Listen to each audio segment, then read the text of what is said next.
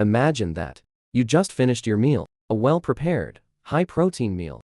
A large piece of chicken breast, 2 whole eggs, add a spoonful of protein powder. You put down your chopsticks contentedly. I thought today's protein task was completed. Muscles must grow.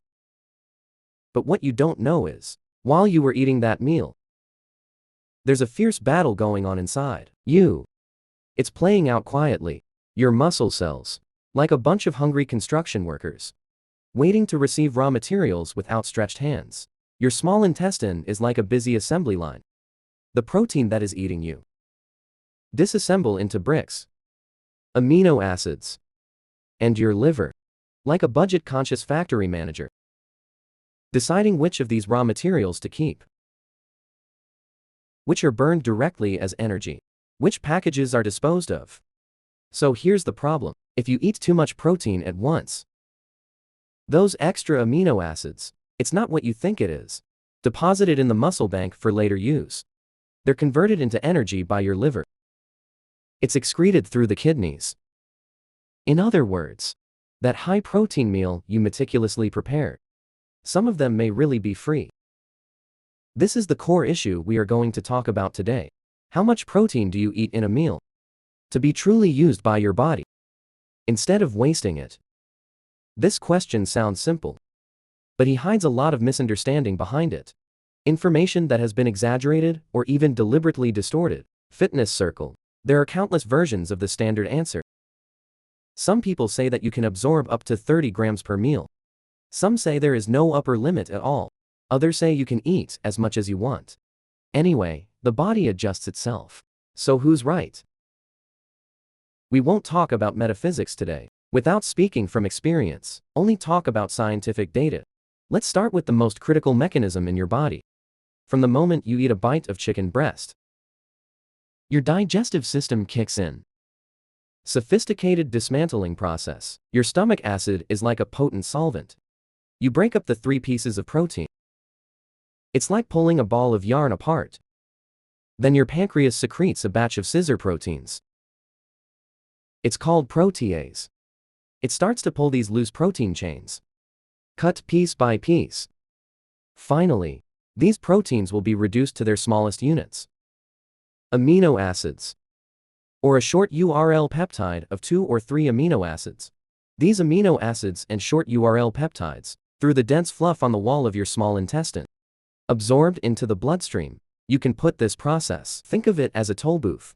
Every amino acid, all need to go through this toll booth to enter your bloodstream, and they're transported around the body. But there's one thing about this toll booth. His processing speed is limited. Protein from various sources. The speed through this toll booth is different. Whey protein is the fastest. It can absorb about 8-10 grams per hour. Casein is a slow protein. Absorbs about 2 to 3 grams per hour. Egg protein absorbs approximately 2.9 grams per hour. Solid foods like chicken and beef. Digestion is slower. Absorbs approximately 3-4 grams per hour. So you see, absorption of protein, essentially a matter of time, rather than a total issue. And here's a surprise that most people don't know about. Human truth. Your body never refuses to absorb protein. No matter how much you eat at one time, your small intestine will slowly digest and absorb them. It just takes a different amount of time. Then why is there still, you can only use 30 grams of protein per meal? What about quality? And that makes a crucial difference. Absorption and utilization are 2 completely different things. Your body can absorb almost everything you eat. All proteins. But can these proteins be for muscle synthesis? That's another story. Let's move to the next stage. When amino acids enter your bloodstream, your body has a distribution problem. Where do these amino acids go? What's up? Your body uses amino acids in many ways. The so-called new muscle protein. This is what you most want to repair damaged tissue. Like the muscle fiber you tore during training yesterday. Combined enzyme hormones. Antibody. These are all essential parts of the body to function. Provide energy when other energy sources are insufficient. Amino acids are converted into glucose, or direct oxidation function, and that determines where the amino acids end up. It's a process called muscle protein synthesis. You can synthesize muscle protein. Think of it as an equipment line. This equipment line requires two key conditions to activate. First, enough raw materials. Amino acids. In particular, something called leucine, special amino acids of acid. The second, activation signal. Mainly from exercise stimulation and insulin. Leucine plays a particularly important role here. It's not just an ordinary raw material. It's more like an assembly line switch. When the ammonia in your blood, when the acid concentration reaches a predetermined value, it activates a signaling pathway called M2. MT2 is like the growth conductor in the cell. Once activated, he commands the cells, start large-scale protein synthesis. This finding comes from a large number of strict, sincere scientific research, including multiple studies at Ford University and McMaster University. Research has confirmed lyophilic acid triggering the central role in muscle protein synthesis. But there's a critical catch. After MT2 is activated, this assembly line, it doesn't run indefinitely. He has a saturation point after the wiring reaches the maximum capacity. Even if you continue to stuff more raw materials into it, production will not continue to increase. This is why protein intake. There is the scientific basis for the effective upper limit of each meal. But what is the upper limit? This is the most controversial part. It is also the core content of today. For a long time, the most popular term for boating in fitness circles is utilize up to 30 grams of protein per meal. This number is used by countless fitness bloggers, nutritionists, even some sports nutrition books are drunk repeatedly. It's almost in question common sense. But this 30-gram statement, in fact, it is a serious misreading of earlier research. The earliest studies to propose this concept, they operate under very specific conditions. The subjects of the study were ordinary people in the state of static inhalation. Whey protein is used for digestion. Extremely fast protein, and the measurement time window is relatively short.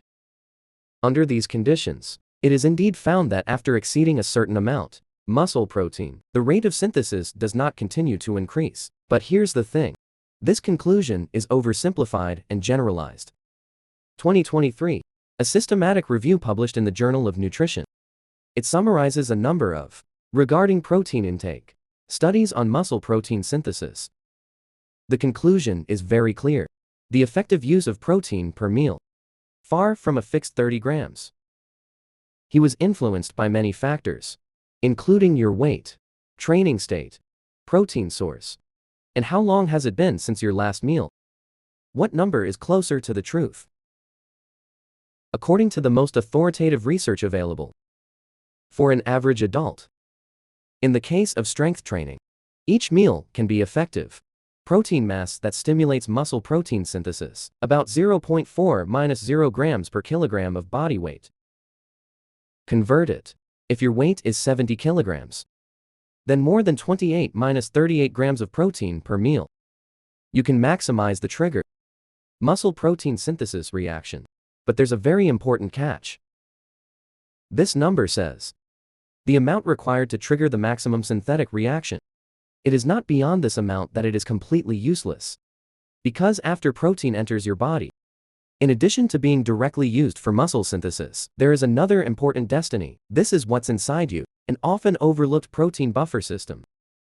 Inside your body, there is an extreme called visceral protein stone. Your intestines, liver, and visceral tissue will temporarily intercept some amino acids. Go to a snack warehouse. When amino acids in your blood, when the concentration drops, this warehouse will slowly releases stored amino acids, continue to supply to muscles and other tissues. This is why slow digestion of protein, like casein, it is believed to occur at night or during long periods of fasting. Particularly valuable, his digestion is slow, can continuously release amino acids into the bloodstream. Keep this buffering system full. So eat a lot of protein at once. Doesn't mean the excess is wasted. He just means excess may not be included. Mealtime window directly for muscle synthesis. But through this buffering system, slowly used over the next few hours. There is a boundary to be made clear here. The capacity of this buffering system is also limited. When the supply of amino acids, when it far exceeds the body's ability to use it, the winning amino acid goes the other way. By the liver, through a process called deamination. Get rid of nitrogen, entering the kidneys and excreting it in the form of urea. Remaining carbon skeleton is converted into energy or fat. Store. In other words, if you eat 200 grams of protein at once, that extra part, the ultimate fate is not to become muscle. It becomes energy. Even fat. Because I have never had such an experience, after a big meal, especially after eating a lot of meat, I feel heavy. Even a little dizzy. Tell me about your experience in the comments section. It's actually your body. When dealing with excess protein, signal sent. Now, let's talk about a more complicated one, but closer to the truth. This sells at every meal, and your mileage may vary. And the answer is yes. And the difference is very large. The first factor is training status. When you just finished, after a high-intensity strength training session, your muscles are like a dry sponge. The absorption capacity of amino acids will be greatly improved. This is because sports independently activates mTR signaling pathway. At the same time, it also increases amino acid transport to muscle cells. Amount of protein, allowing more amino acids to enter muscle cells. A team of researchers from McMaster University found that, after resistance training, rate of muscle protein synthesis can be improved for up to 24-48 hours. This means that, during this time window, after training, your muscles use protein efficiently, will significantly increase. The amount of protein that can be effectively used in each meal will also increase accordingly. The second influencing factor, it's your size and muscle mass. People with greater muscle mass, the more protein you can effectively utilize with each meal. That's easy to understand. More construction workers. We need more building materials. A professional sport weighing 100 kilograms, member, and an ordinary woman weighing 50 kilograms. Effective protein utilization per meal. Obviously not on the same order of magnitude. The third factor is your age. A lot of people don't realize this. As we age, your muscles respond to amino acids. It decreases the sensitivity of the stimulus. This phenomenon is called anabolic resistance. And the simple answer is this. Young people may need 20 grams of amino acid, rich in protein. It maximizes muscle synthesis. And the elderly may need 40 grams or more to achieve the same effect. This discovery, protein intake strategies for the elderly, is of great significance. We'll focus on that later. The fourth influencing factor, it is the source and quality of protein. Not all proteins are created equal. The quality of protein mainly depends on his amino acids composition, especially the content of essential amino acids, and the ratio of the amount of amino acid, animal proteins such as whey protein, egg, beef. Fish usually contains complete essential amino acids. High content of common acid. Digestion and absorption rate is also high. It is called a complete protein. Vegetable proteins such as soybeans, pea rice, usually deficient in certain essential amino acids. The content of amino acids is also relatively low. This means that, to achieve the same effect of muscle protein synthesis, you may need to consume more plant-based protein, or by reasonable matching, vegetable protein from various sources, to fill the gap. But here's the twist that a lot of people didn't expect. In recent years, more and more research is being conducted on plant proteins. It gets more complicated. A study published in 2023 found that, when the intake of plant protein is high enough, and when matched properly, he's supporting muscle protein synthetic effect. It is comparable to animal protein. The key is the total amount and the diversity of amino acids, and not just the protein source itself. Okay, now let's break it down. Some of the most popular rumors. The first rumor: absorb up to 30 grams of protein per meal. Eating too much is a waste. The mistake with this statement is that, confused. Absorption and maximizing muscle synthesis. Your body can absorb well over 30 grams of protein. Just the excess, not necessarily within the time window for internal meals, all for muscle synthesis.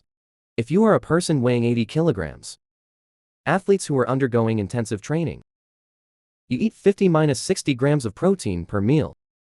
Completely within reason. There's no waste. The second rumor: eating too much protein will directly convert it into fat. Make you fat. Now, there's a little bit of technical truth to that. But in reality, it's grossly exaggerated. Thermal effect of proteins: it is the highest of the three major nutrients. August 25th to 30% of protein calories. During digestion and metabolism, lost as heat. This means that protein, it is the most difficult nutrient to convert into fat. And high protein satiety, it will naturally reduce your intake of other foods. Helps you control total calories as a whole. Certainly, if you are in a situation where the total heat is seriously exceeded, excessive protein, there is indeed a lifetime pathway through sugar, converted to glucose, and then stored as glycogen or fat. But it would take a very extreme overdose for that to happen. The third rumor: protein must be replenished within 30 minutes after training. Otherwise, the compositing window is closed. The concept of this composite window, in the past 20 or 30 years, dominated almost the entire fitness industry, but the latest scientific research, this claim has been raised. Powerful questioning. Published in 2013 in China, an article in the Journal of the International Society for Sports Nutrition. The tree clearly states, protein synthesis window after training. It's actually much wider than we thought. Can last for hours or even longer. For most people, as long as within a few hours before and after training, get enough protein, the best results can be achieved. It doesn't need to be accurate to 30 minutes. Of course, if you were trained before, haven't eaten for a long time, then add protein as soon as possible after training. It does make sense. But if you do it 1 to 2 hours before training, have eaten a meal containing protein.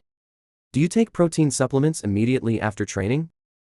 The impact on the outcome is actually very limited. Now, let's move on to a more practical topic. How to increase your daily protein intake. Reasonable distribution to each meal. According to the current scientific consensus, for most people to gain muscle, or adults with the goal of maintaining muscle, the recommended range for daily protein intake is per kilogram of body weight 1.6 - 2 g. This range is derived from a combination of numerous studies, including the International Society for Sports Nutrition, American Academy of Sports Medicine, and the recommendations of several top university research teams. For a 70-kilogram person, daily protein intake, approximately between 112 and 154 grams. So what about the proteins?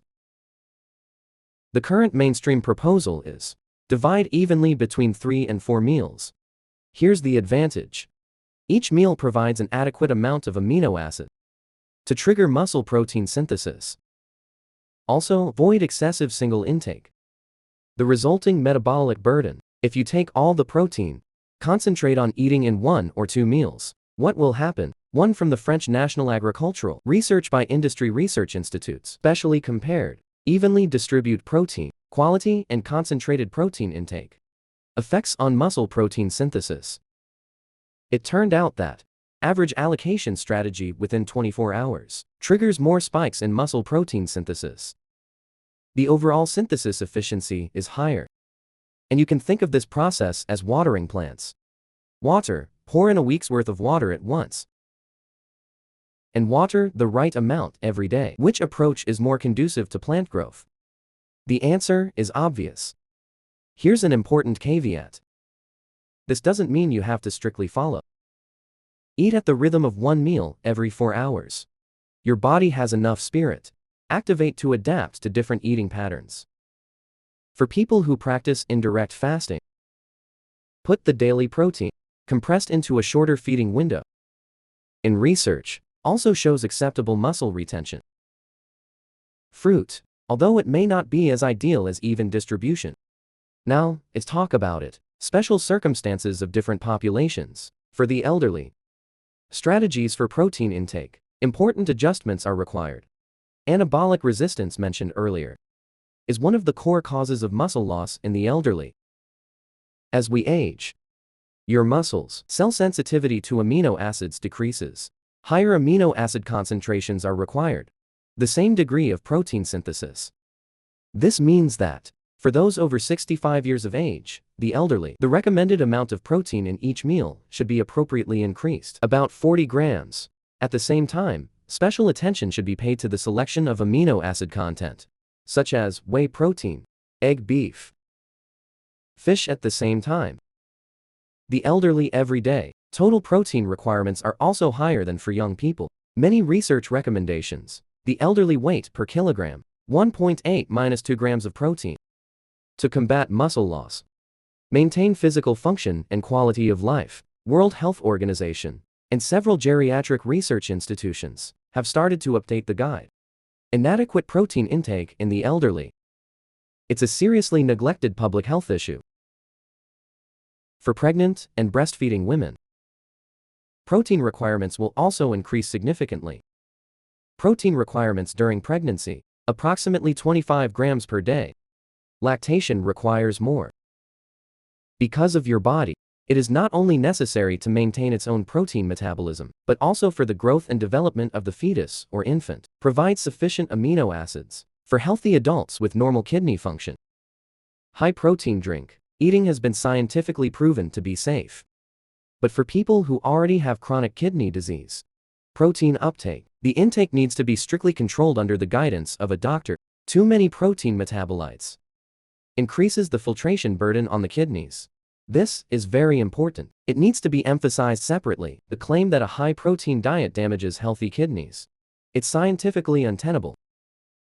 Extensive research, including cases published in the American Journal of Nephrology, the above clearly states that, for people with healthy kidney function, 2 grams per kilogram of body weight, even higher protein intake, does not cause damage to the kidneys. But if you already have kidney disease, the situation is completely different. This is a problem that must be handled individually. It cannot be generalized. We also need to talk about a detail that many people ignore. Save time on protein intake. Combination with other nutrients, carbohydrates and protein utilization plays the role of an assist. When you eat both carbs and protein, carbohydrates stimulate insulin secretion. Insulin itself does not directly promote muscle protein synthesis. Eggs inhibit the breakdown of muscle protein. That's the protein equivalent of what's building muscle. Insulin is protect already built muscles from being dismantled. So in the post-training meal, eat protein and carbohydrates at the same time. Then protein alone, better able to support net muscle growth. The influence of fat on protein digestion. It's more complicated. Fat slows down gastric emptying, thereby delaying the digestion and absorption of protein. This makes sense in some situations, like eating a meal before bed. Foods containing fat and protein can make amino acids slower, more sustained release into the bloodstream, extend the protein supply at night. But after training, when you need a quick protein supplement, high-fat food may slow down the absorption of protein. Choose a low-fat protein source at this time, like whey protein powder or low-fat chicken breast. Will be more efficient. Now, let's talk about one practical issues that confuse many people. Is protein powder worth eating? Protein powder, especially whey protein powder, it's essentially a protein extracted from milk. It's not a miracle muscle-building drug. It's not a dangerous chemical. It's just a convenience, an efficient source of protein. Whey protein, the reason why it is favored by fitness people. Well, there are two main reasons. 1, it digests very quickly. Able to do it in a short time, rapidly increases the concentration of amino acids in the blood, effectively trigger the mTR signal path. Secondly, it has a very high content of amino acids. 100 grams of whey protein contains approximately 10–11 grams of amino acid, is the amount of amino acid density in natural foods, one of the highest sources of protein. However, protein powder is not necessary. if you can pass your daily diet. Get enough high-quality protein. No need to rely on protein powder at all. The core value of protein powder lies in the square. Help him. Allows you to prepare meals inconveniently. Quick protein supplement. If you are a vegetarian or lactose intolerance, there is also pea protein powder on the market, rice protein powder, selection of plant sources such as soy protein powder. According to the latest research, pea protein powder in support effects on muscle protein synthesis. Compared to whey protein, the gap should be significantly narrowed. Is a good alternative. Let's move on to a deeper issue. Why is your body does not purify the ability to store protein? This is a very interesting purification biology problem. Your body can store a large amount of fat.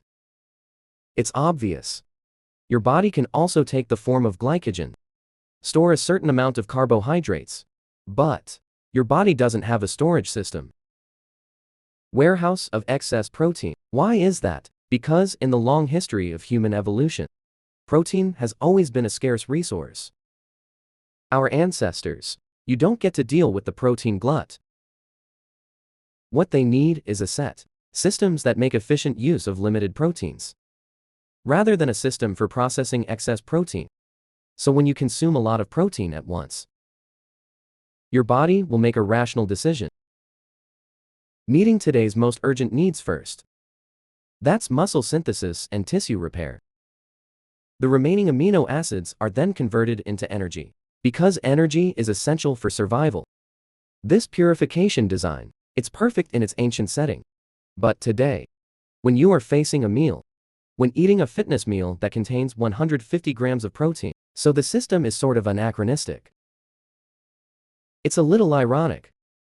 But this is the survival wisdom that evolution has given the human body. It's just that its original intention of design is the same as ours today. Between the needs of, there is a bit of an anachronism. Now, let's gather all the information, integrated into a set of practical action guides. If your goal is to build or maintain muscle, the goal of total daily protein intake is per kilogram of body weight, 1.6 minus 2 grams, evenly divided into 3 minus 4 meals. Protein quality per meal, about 0.4 minus 0 grams per kilogram of body weight. Try to do it within 2 minus 3 hours after training. Eat a meal that contains protein. But you don't have to be obsessed with 30 minutes. Prioritize high-quality, complete protein sources, like eggs, chicken and fish, beef, dairy products, or a reasonable combination of plant protein. If you are over 65 years of age, the elderly, the protein quality of each meal is appropriately increased to increase the daily total to 1.8 minus 2 grams per kilogram of body weight. Preference. Source of protein with high refining acid content. If you are intermittent fasting, inside your eating window, try to distribute protein intake evenly. Avoid concentrating all your protein in 1 or 2 meals. At the same time, it can appropriately improve the protein quality of a delicious meal to compensate for the reduced number of meals eaten. If you are a vegetarian, pay attention to diverse plant protein sources to cover the complete requirements. Amino acid profile. Consider appropriate increases in total protein intake, and consider supplementing with pea protein or soy protein to increase leucine intake. And here's a very important risk warning. It has to be clear. For people with chronic kidney disease, liver disease, or someone with a history of gout, a high-protein diet may exacerbate the condition. It must be under the guidance of a professional doctor or nutritionist. Develop a protein intake plan. You must not refer to the standards of fitness people by yourself. For teenagers, although the demand for protein is relatively high, but you shouldn't blindly pursue a muscle-building diet, because adolescent bodies are still developing. Excessive emphasis on high-protein diets. It may affect the overall nutritional balance. For people who are prone to eating disorders, it is not recommended to focus too much on protein grams, the accurate calculation of numbers. Because of this pattern of behavior, it may increase food anxiety and control. The heart of a healthy diet is overall balance, rather than precise tracking of individual nutrients. Finally, would like to say one that is often overlooked, but very important point. The effect of protein Never be divorced from the overall diet and lifestyle to evaluate individually. You can put eggs in every meal. Is the white quality calculated as good or bad? But if your sleep quality is poor, if you are under high stress for a long time, if your overall calorie intake is severely deficient, the perfect protein intake strategy, the effect will also be greatly reduced. Sleep is the synthesis of muscle protein, one of the most important time windows. Your body is in a deep sleep. It produces a lot of growth hormone. This is the time for muscle repair and growth, the most active time. If you don't get enough sleep, this process can be severely disrupted. Stress hormone. This is cortisol. It's the enemy of muscle protein synthesis. Chronic psychological stress. It keeps increasing cortisol levels. And cortisol promotes the breakdown of muscle protein. Fight all your protein intake efforts. Insufficient total calorie intake is another common dark pit. When in a severe state of energy neutrality, he prioritizes protein for function. It's not for muscle synthesis. This is why in the case of extreme dieting, even if you eat more protein, muscle loss is also difficult to avoid. All of these factors add up to you. The real protein in the body is better used by the environment. So let me leave you with a final thought. Today, we use scientific data, completely dismantled, how much protein to eat in a meal. Don't eat for free. The central conclusion was this. Your body, it can absorb almost everything you eat, all proteins. But each meal maximizes the trigger for muscle protein. Quality of synthesized protein, about 0.4-0 grams per kilogram of body weight. For a 70 kilograms person, this is about 28-38 grams. Exceeding this amount of protein won't become waste immediately, but the efficiency of its direct application to muscle synthesis. Divide daily protein evenly into multiple meals. Works better than concentrating on 1 or 2 meals. 30 grams per meal. It is a strict misinterpretation and oversimplification. It's more complicated than that. And your mileage may vary. The quality of protein, your training status, age, and overall lifestyle will profoundly affect the actual utilization of protein. But I want to talk about more than just these numbers. Your body is a person with precision systems that purify history over millions of years. He has his own wisdom, has its own regulatory mechanism, have their own fault tolerance. He doesn't need you to. Every single protein is counted accurately. What he needs is, you provided him with an overall good environment. Include adequate nutrition, regular motion, get enough sleep, and a relatively stable mental state. Health has never been one single variable optimization problem. It was a systems project. Scientific data gives us direction. But what really makes the body better? It's you every day. Continue to make those seemingly small, but cumulatively profound choices. If today's content, it gives you a new perspective on protein, or help you clear up a long-standing misunderstanding, please share this video with those around you. Still getting 30 grams. Online friends troubled by this rumor. If you find this issue valuable to you, like it and support it. Let more people see this really useful scientific information. Subscribe to our channel. We bring this deep rigor every week. Scientific content that is easy to understand at the same time. Help you put those complex cutting-edge research. Transform it into life wisdom that you can really use. Tell me in the comment area, you believed it before. 30 per meal? What's your daily protein intake right now? I will read every comment carefully. See you next time.